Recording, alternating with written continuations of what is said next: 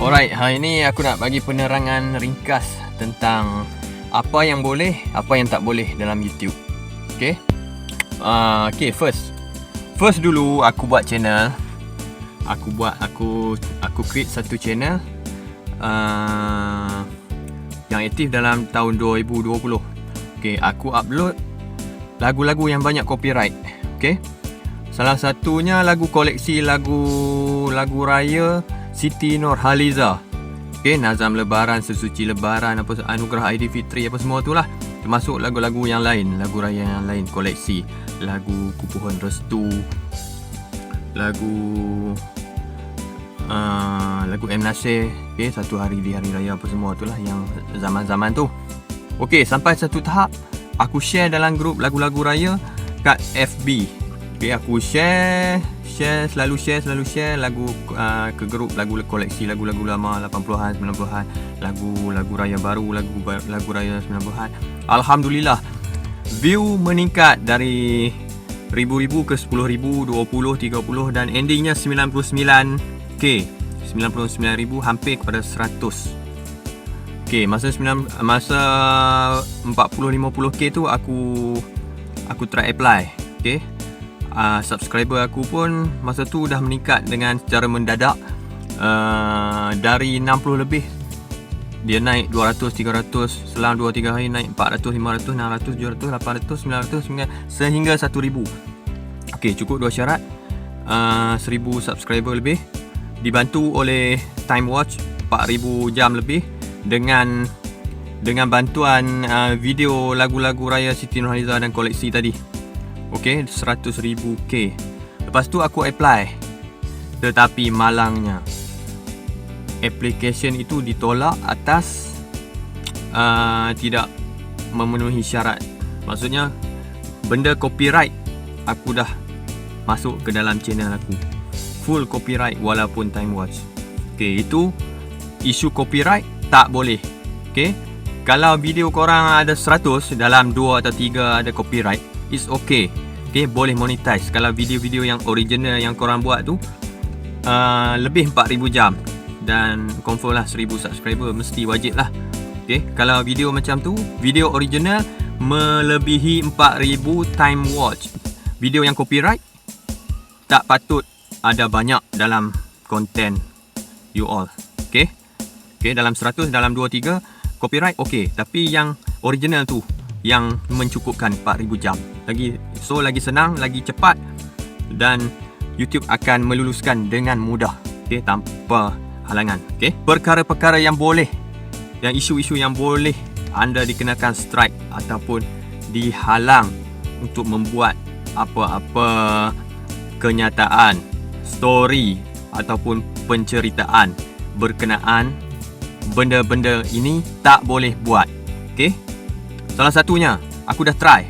Aku pernah buat koleksi percakapan ataupun reaction dari doktor-doktor yang berhaluan kiri mengenai vaksin COVID-19. Okay, doktor-doktor di seluruh negara yang memberi penghujahan ataupun dia orang komplain lah, COVID ini, vaksin untuk COVID ini tidak akan berkesan, tidak akan menyelesaikan masalah COVID yang melanda dunia sekarang. Okay, adalah 4-5 orang doktor, termasuk ustaz-ustaz kat Malaysia ni. Aku compile, aku pun ambil video tu dari WhatsApp group, aku edit sikit-sikit, aku gabung-gabung, aku letak background music. Okay, cakap-cakap dari doktor tu mengenai vaksin COVID, aku buat background music. Okay, kononnya nak bagi YouTube tak detect lah bila audio tu dia jadi lain dari yang original tu. Dia bacaan metadata tu akan waveform tu akan lari lah. Rupanya tidak. YouTube dia boleh spirit. Okay, dia boleh asingkan audio asal yang kita ambil. Dia boleh asingkan walaupun kita top up bunyi-bunyi yang kita kacaukan dengan bunyi-bunyi lain di atas. Macam tu kita tindihkan bunyi-bunyi lain di atas video original itu, ataupun kita crop video pun YouTube boleh tahu walaupun resolution dah lari. Okay, walaupun 1080 kita buat portrait punya cut crop kan, kita nak lari daripada dia punya baca originality tu kononnya kita dah ubah lah. Tetapi YouTube tetap tahulah, sebab dia bukannya company kampung-kampung. Dia bukan company kampung.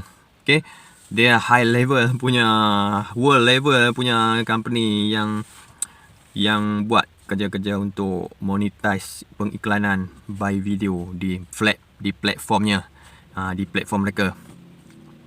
Okey, kesimpulan dari tadi, yang tak bolehnya kita upload video mengenai isunya WHO. WHO akan isukan benda ni. Dia dah setkan, dia dah deal dengan YouTube punya team.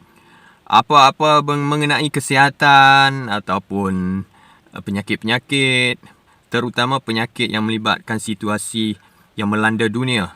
Okay, WHO dah tetapkan tak ada siapa yang boleh buat kenyataan kecuali mereka. Kenyataan mengenai kesihatan ataupun wabak-wabak, penyakit ataupun apa saja berkaitan dengan kesihatan, hanya WHO saja layak untuk membuat kenyataan. Bila kita buat kenyataan, kita ambil kenyataan dari individu-individu lain, doktor ke, doktor pakar ke, doktor biasa ke, kita akan kena ban. Okay, YouTube akan ban kenyataan tersebut. Dia boleh baca perkataan sebutan kita dalam tu. Kita condemn sesuatu organisasi, dia boleh tahu kita condemn satu-satu pertubuhan tu. Okey, reaction yang tak boleh kita buat seterusnya adalah mengenai Yahudi, mengenai Israel. Kita tidak boleh over untuk mengutuk mereka. Okay, faham lah. Ni mereka semua ni ada link ni. Okay, itu satu. Kemudian mengenai Illuminati, Freemason ataupun pertubuhan-pertubuhan pertubuhan dunia yang terselindung mempunyai agenda terhadap dunia lah. Okay, kita boleh faham lah benda-benda yang sensitif ni, ya. Perkara-perkara yang melibatkan ataupun mengutuk pihak yang sebelah sana, yang kita selalunya kita kutuk, kita tak setuju. Kita jangan reaction, kita jangan buat video tentang itu.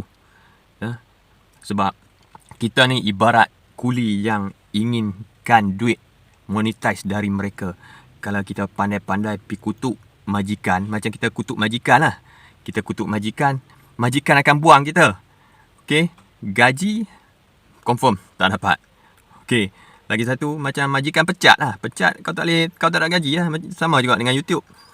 Bila dah kena strike, 3 strike, habis. Go out. Okay, tak boleh buat duit langsung.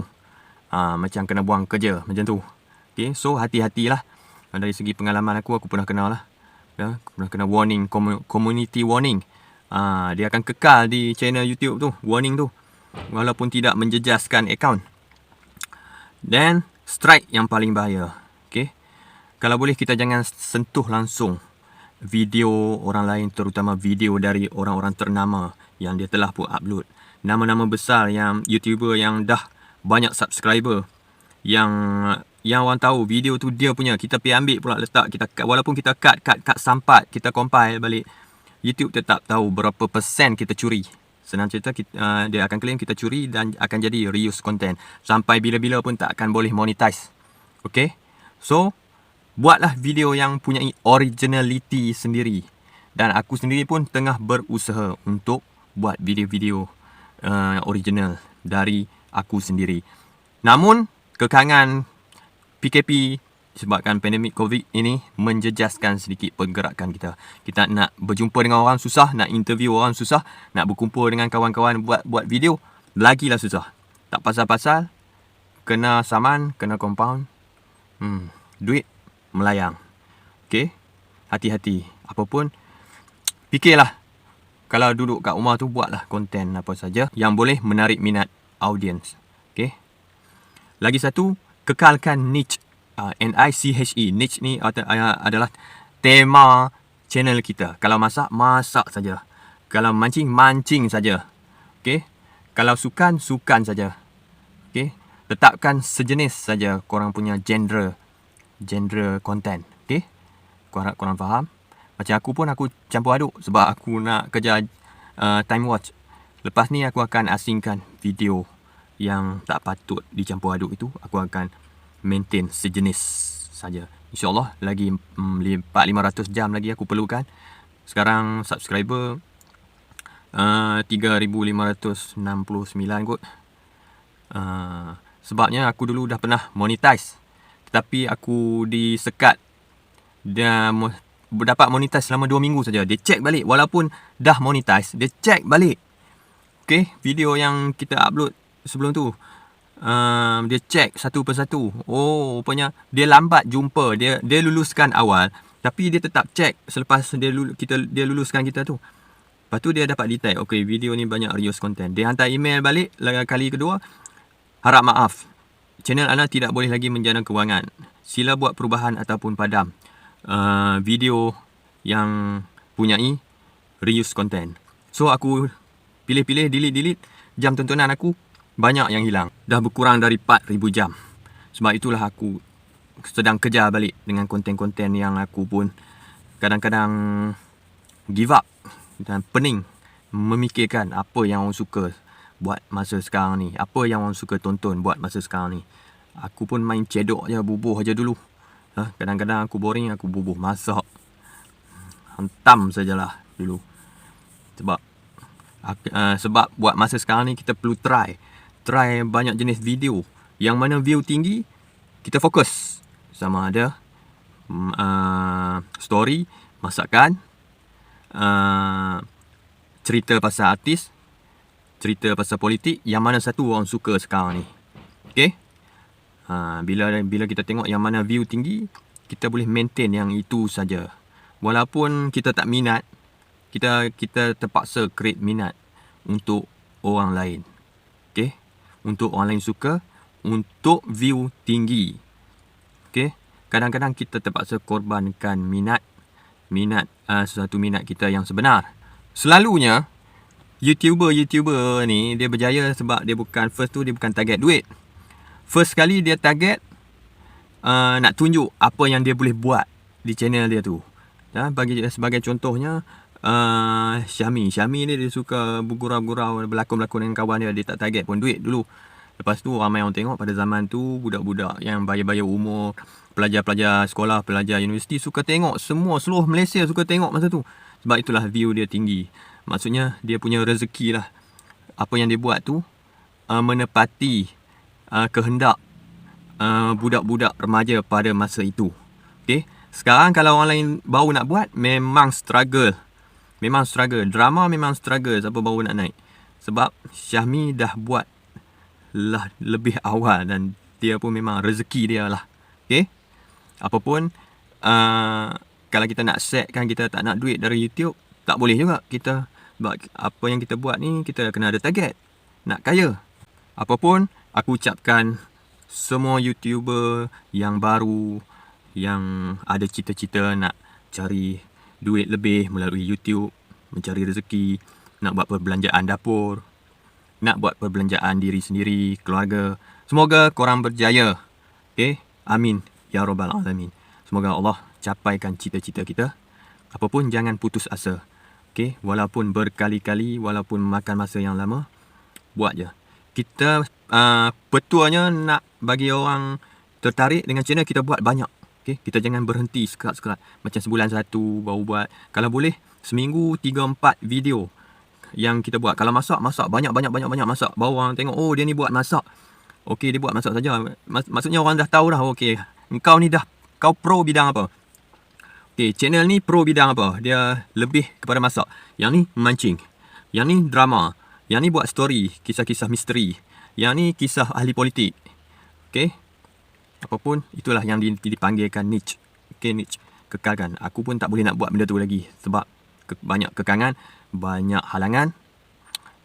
Lagi satu, perlukan modal. Apa yang aku minat ni, perlukan modal. Okay? Contohnya, aku minat nak buat drama lah, tapi perlukan modal nak bayar pelakon. Itu saja. Semoga kita sama-sama terus sukses dan impian anda masing-masing tercapai, insya-Allah. Amin.